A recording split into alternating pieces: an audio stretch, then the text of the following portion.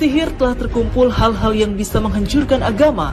Di antaranya meminta tolong kepada jin dan setan, menggantungkan jimat dan menggantungkan hati dengan takut kepada selain Allah, meninggalkan tawakal kepada Allah, merusak kehidupan manusia dan kemaslahatan. Rasulullah SAW mengingatkan kita dalam sabdanya, dan barang siapa yang melakukan sihir maka ia telah syirik. Hadis riwayat An-Nasa'i. Dalam kesempatan lain Nabi SAW berpesan, jauhilah 7 hal yang membinasakan. Para sahabat bertanya, wahai Rasulullah, perkara apakah itu? Rasulullah bersabda, menyekutukan Allah, perbuatan sihir, membunuh jiwa yang diharamkan Allah kecuali dengan cara yang benar, memakan harta riba, memakan harta anak yatim, kabur dari perang saat berkecamuk, menuduh wanita beriman yang lalai. Muttafaqun alaih. Orang yang melakukan praktik sihir dan orang yang meminta bantuan pada tukang sihir, keduanya sama saja dalam pandangan agama, bahkan dihukumi sama. Inilah yang ditegaskan Rasulullah SAW dalam sabdanya. Barang siapa yang mendatangi dukun atau tukang ramal kemudian membenarkan ucapannya, maka sungguh dia telah kafir terhadap agama yang diturunkan kepada Nabi Muhammad SAW. Hadis riwayat Ahmad. Kenapa si dukun dan orang yang datang bertanya kepadanya lalu mempercayainya dihukumi sama? Ini sebuah kekufuran karena membenarkan perkataan si dukun dalam masalah gaib dan bentuk pendustaan terhadap Al-Quran. Sebab Allah Ta'ala berfirman, katakanlah, tidak ada seorang pun di langit dan di bumi yang mengetahui perkara yang gaib kecuali Allah, dan mereka tidak mengetahui bila mereka akan dibangkitkan. Quran Surat An-Naml 65. Namun mendatangi dukun tidak selalu salah. Dalam situasi tertentu seseorang boleh mendatangi dukun, tapi tergantung motifnya untuk apa ia mendatanginya. Misalnya, jika seseorang mendatangi dukun lalu bertanya dalam rangka ingin mengujinya apakah dia benar atau dusta, hal semacam boleh dilakukan dan dibenarkan serta tidak termasuk orang yang diancam dalam hadis Nabi SAW. Hal ini pernah dilakukan oleh Rasulullah SAW. Beliau pernah bertanya kepada Ibnu Syayyad, apa yang aku sembunyikan buatmu? Ibnu Syayyad menjawab, aduk atau asap. Rasulullah SAW berkata, diam kamu tidak lebih dari seorang dukun. Hadis riwayat Bukhari dan Muslim.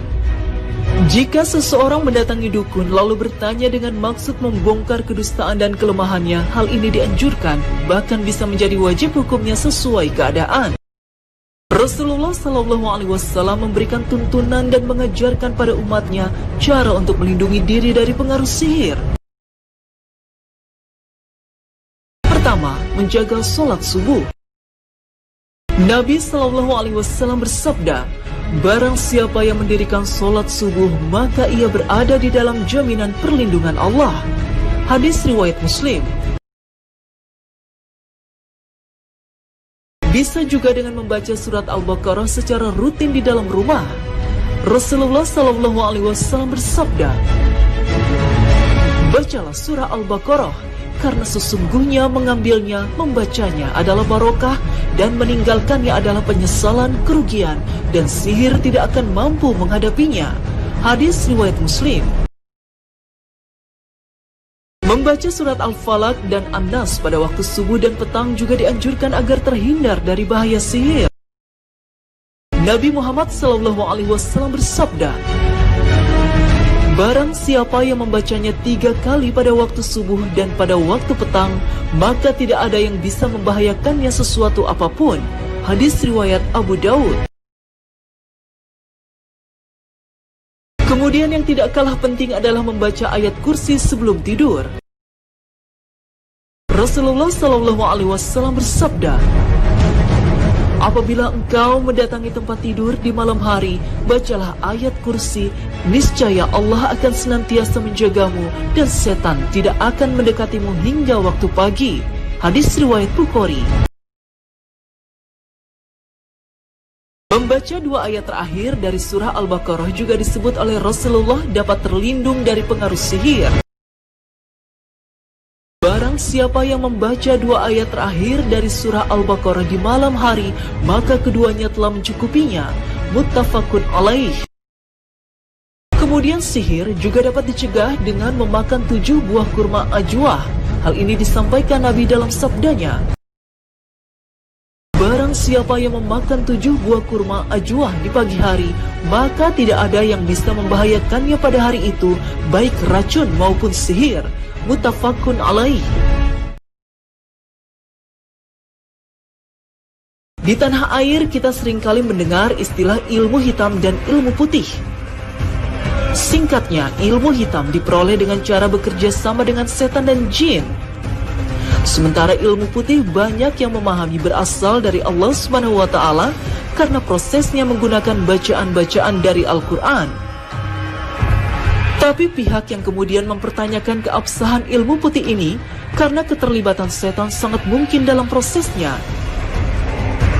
Dalam literatur Islam, kita tidak mengenal istilah hitam dan putih.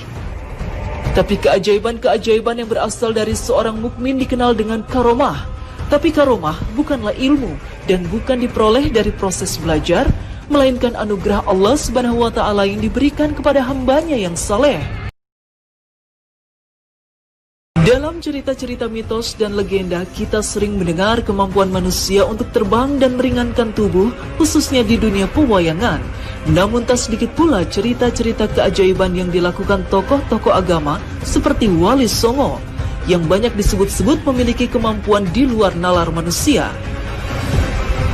Misalnya Sunan Bonang disebut memiliki kemampuan berjalan di atas air dan mengubah pohon aren menjadi pohon dan buah emas. Demikian pula cerita-cerita Wali Songo tentang kemampuan melipat waktu, bisa berada di 2 tempat dalam satu waktu. Seperti misalnya cerita tentang seorang wali yang sholat Jumat di Masjid Haram, padahal warga banyak yang melihat orang itu ada di suatu masjid di tanah air. Terlepas dari benar atau salahnya cerita-cerita itu, karena memang tidak ada sumber akurat yang bisa dijadikan rujukan, dalam Islam memang memungkinkan seseorang memiliki keajaiban seperti itu. Jika keajaiban itu terjadi pada para nabi disebut mukjizat, sedangkan jika terjadi pada manusia biasa bukan nabi disebut dengan karomah. Akan tetapi antara yang terlihat di mata awam, keajaiban-keajaiban itu mirip dengan sihir. Artinya antara sihir dan karomah di mata orang awam sulit dibedakan. Lalu bagaimana cara membedakannya? Untuk mengetahui apakah itu karomah atau tipu daya setan, tentu saja dengan kita mengenal sejauh mana keimanan dan ketakwaan pada masing-masing orang yang memilikinya. Imam Syafi'i rahimahullah menjelaskan, apabila kalian melihat seseorang berjalan di atas air atau terbang di udara, maka janganlah mempercayainya dan tertipu dengannya, sampai kalian mengetahui sejauh mana dia dalam mengikuti Rasulullah SAW.